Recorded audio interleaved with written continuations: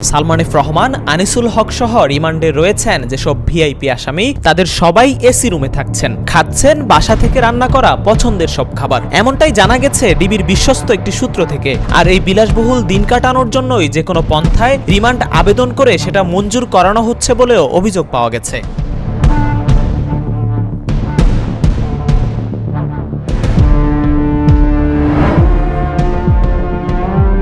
আওয়ামী লীগের হাইব্রিড নেতাদের বেশিরভাগেরই রিমান্ড শেষ হচ্ছে না। 10 থেকে 7 দিন কিংবা 5 দিনের রিমান্ড শেষ হলে ফের আদালতে তুলে রিমান্ড চাওয়া হচ্ছে। গ্রেপ্তারের পর থেকেই বেশিরভাগ নেতা দফায় দফায় রিমান্ডে রয়েছেন। রিমান্ড শেষে জেল হাজতে পাঠানো হচ্ছে না বেশিরভাগ তারকা নেতাদের, কারণ রিমান্ড মানেই তারা ডিবি হেফাজতে বেশ বিলাসবহুল জীবনযাপনে দিনরাত পার করছেন বলে একটি সূত্র থেকে জানা গেছে।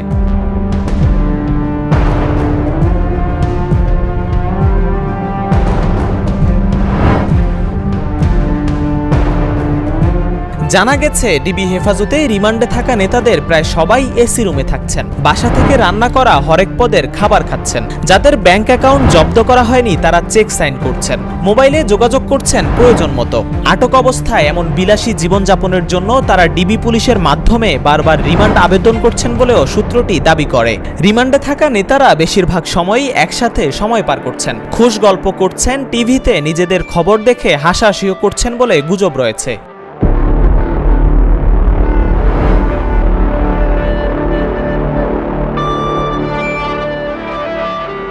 আর এসব গুজব একটি স্থায়ী ভিত পাচ্ছে গুরুত্বপূর্ণ আওয়ামী লীগ নেতাদের জেল হাজতে না পাঠানোর কারণে। রিমান্ড শেষে সাধারণত আসামিদের জামিন বাতিল করে জেল হাজতে পাঠানো হয়, কিন্তু সালমান এফ রহমান, আনিসুল হক, জুনায়েদ পলক, শামসুল হক টুকু, দীপু মনিদের রিমান্ড যেন শেষই হচ্ছে না। বারবার রিমান্ডে নিয়ে কি জানতে চাওয়া হচ্ছে তাদের কাছে। অন্যদিকে ডায়মন্ড ওয়ার্ল্ডের মালিক দিলীপ আগারওয়ালাকে 3 দিনের রিমান্ড শেষে জেল হাজতে পাঠানো হয়েছে। গ্রেফতার হওয়া আওয়ামী লীগের নিচের সারির নেতাদের এক দফা রিমান্ড শেষেই পাঠিয়ে দেওয়া হচ্ছে জেল হাজতে। ডিভিশন না পাওয়ায় এসব নেতারা সাধারণ কয়েদিদের সঙ্গেই থাকছেন, খাচ্ছেন জেলের ভাত। অন্যদিকে হাইব্রিড নেতারা রিমান্ডে থাকায় বেশ স্বাচ্ছন্দ্যেই রয়েছেন বলে জানা গেছে।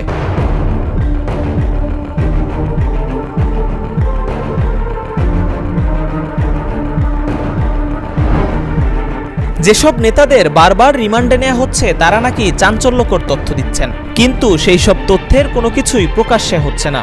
অন্তর্বর্তীকালীন সরকার সব বিষয়েই জবাবদিহিতা নিশ্চিত করার পক্ষে এবং দুর্নীতি জনসমক্ষে প্রকাশ করার কথাও বলছেন। তাহলে রিমান্ডে নেতাদের দেয়া তথ্য কেন প্রকাশ করছেন না দায়িত্বশীলরা? আর একই নেতাদের দফায় দফায় রিমান্ডে নিয়ে কি তথ্য বের করা হচ্ছে সেটার বিষয়েও কেউ একটা কথা খরচ করছেন না। খটকাটা এখানেই লেগেছে।